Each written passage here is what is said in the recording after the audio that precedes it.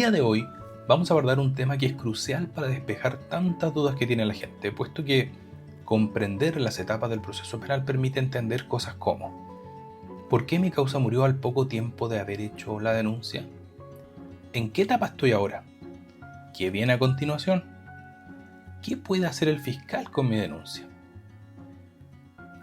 Un largo etcétera. Y si bien el proceso no es una línea recta, lo que facilitaría muchísimo las cosas, respeta de todas maneras cierta estructura. Esperando todos se encuentren muy bien, comenzamos.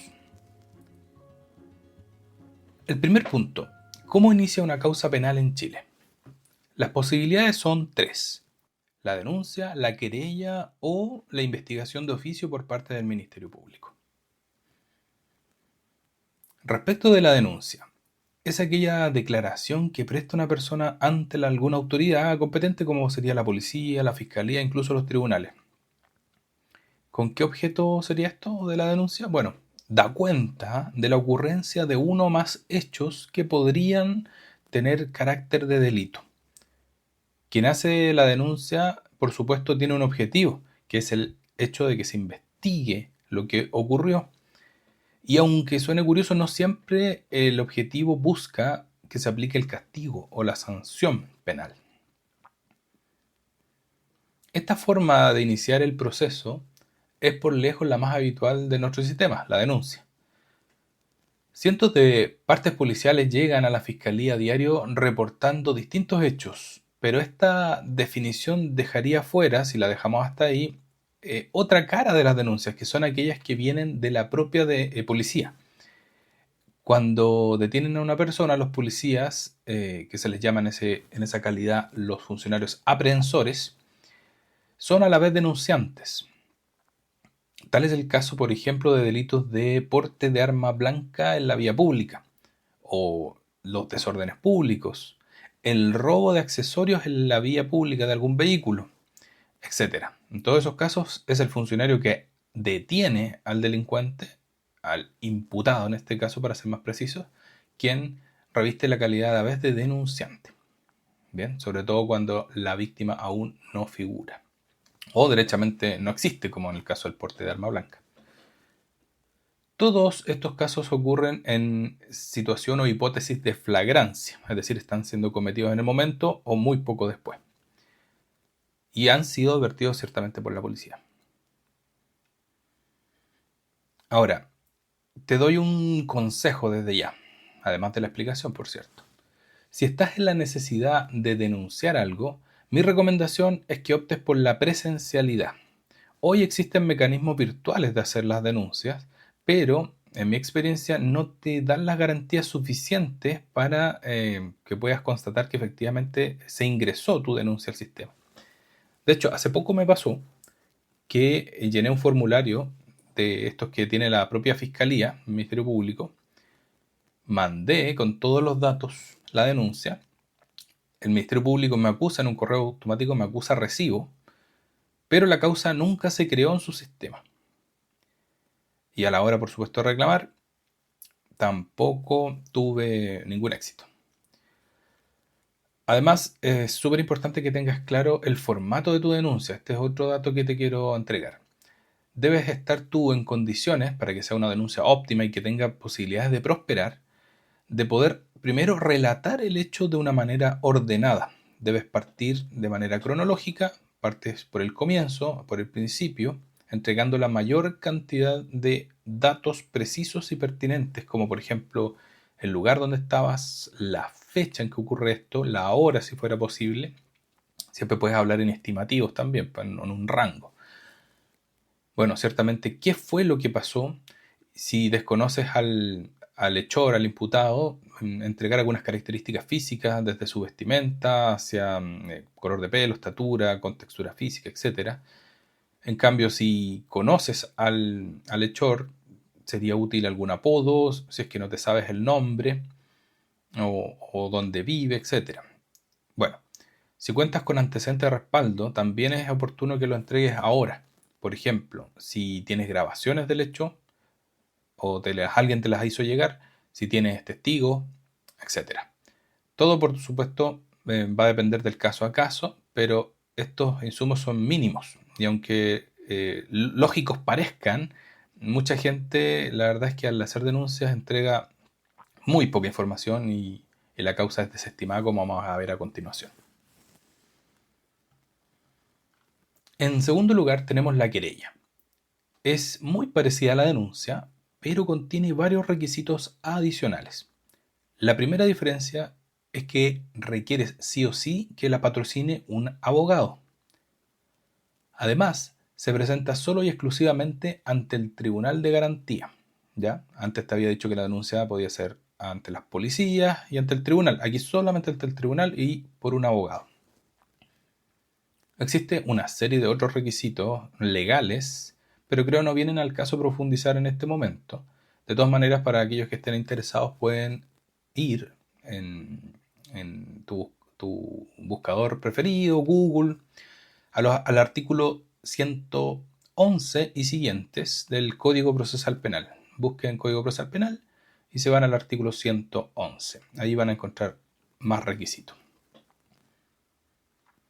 Bien, la última alternativa para iniciar una investigación es de oficio. ¿Qué significa esto? Es una facultad que tiene la propia Fiscalía para empezar una causa por iniciativa propia, cuando han tomado el conocimiento de que algún hecho podría revestir carácter de delito.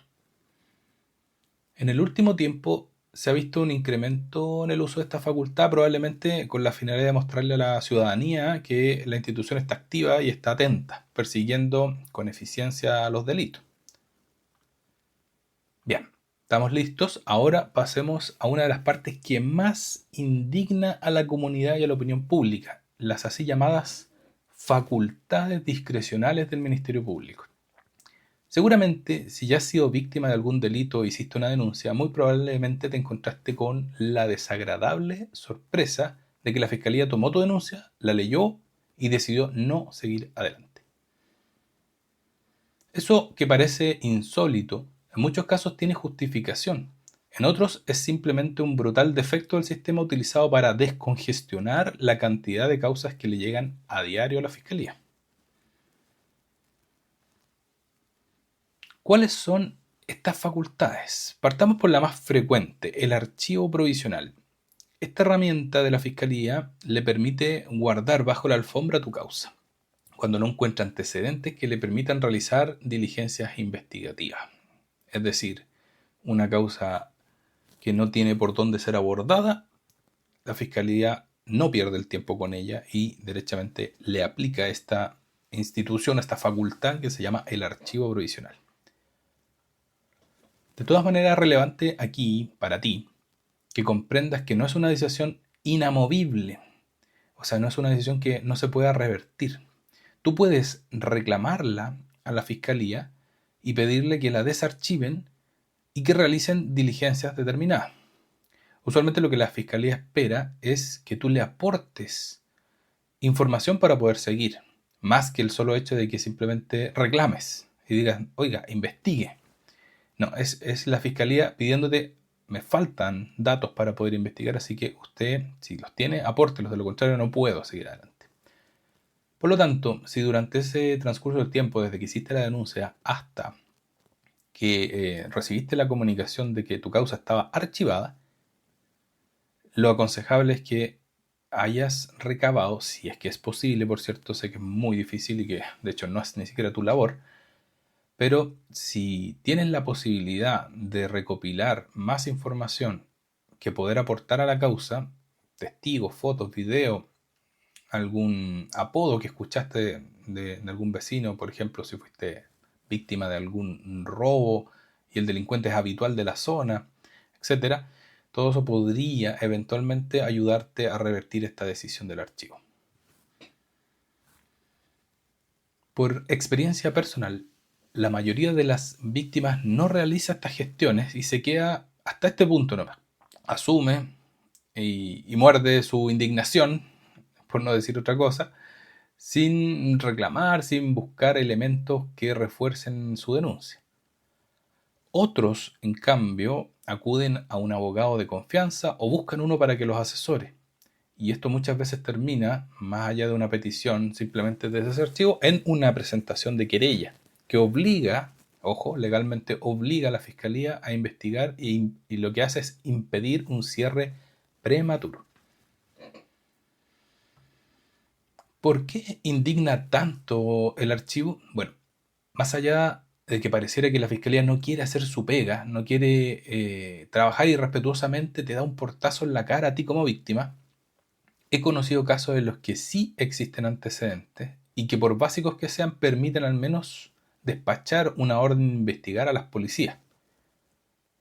Estoy pensando concretamente en el caso de un matrimonio joven que regresó una tarde a su domicilio. Notaron que las puertas estaban forzadas. Al entrar vieron todo desordenado y les faltaban varias especies. Hicieron la denuncia al día siguiente, indicando que tenían videos de su propia casa como las de un vecino que mostraron cómo ingresaron los delincuentes, incluso el vehículo que utilizaron y las patentes de ese vehículo.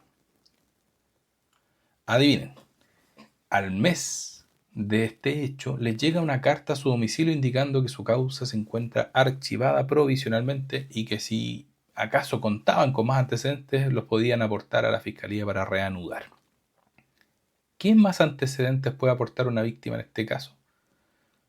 Bueno, esta es una de las razones por las que parece insólito esta herramienta que tiene el fiscal. Continuemos. La siguiente facultad que tiene el Ministerio Público se llama la facultad de no iniciar investigación, por sus siglas FNI.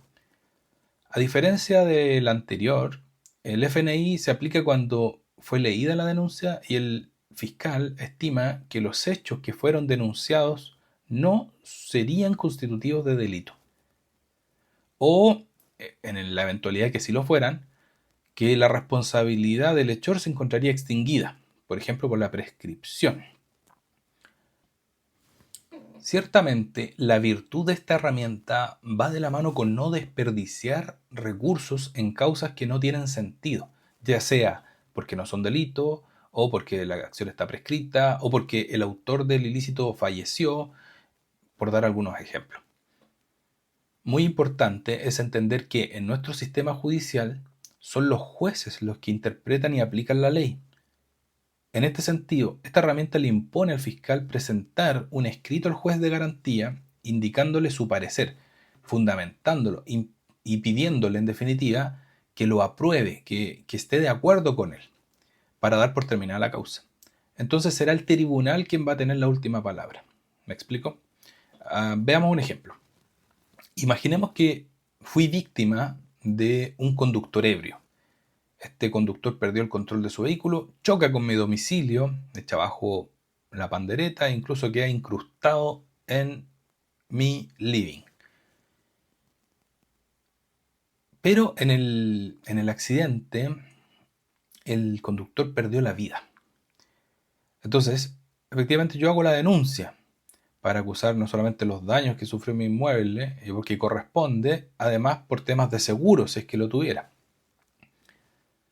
Bueno, efectivamente, en este caso la Fiscalía podría aplicar un FNI, puesto que no tiene a quién perseguir. El imputado, desde el punto de vista neta y estrictamente penal, ha fallecido, por lo tanto su responsabilidad ha cesado. ¿Se entiende? Bien. Por último, tenemos el principio de oportunidad, la última facultad que tiene la Fiscalía. ¿De qué se trata este principio de oportunidad? Es una descongestión, una herramienta que permite liberar o descomprimir las causas que tiene la Fiscalía y principalmente está destinado a los delitos de poca monta, los que tienen penas bajísimas. Entonces, la Fiscalía, como entidad jerarquizada, evidentemente los superiores son los que establecen cuáles son los criterios, los parámetros que se utiliza para esto. Y, por ejemplo, se establece que solamente se aplica a los imputados primerizos, sería un criterio. O sea, una persona que es delincuente habitual, que tiene otras comillas pasadas por el sistema, cierra comillas, no se le va a aplicar el principio de oportunidad. Sería una forma de aplicar esta herramienta con criterios de parte de la Fiscalía Nacional o de la Fiscalía Regional. Esta decisión también debe ser comunicada al tribunal a efectos de notificar a los involucrados y permitirle, particularmente a la víctima, reclamarla, ya sea porque no se cumplen los requisitos legales, o ya sea porque ella está interesada, simplemente interesada en seguir adelante con la causa. Recordemos que a diferencia del archivo provisional, el principio de oportunidad no está discutiendo que hay pocos antecedentes, sino que está diciendo que el delito es muy de bagatela para poder desperdiciar tiempo, recursos, energía en ello. Entonces por eso aplica el principio de oportunidad y descongestiona.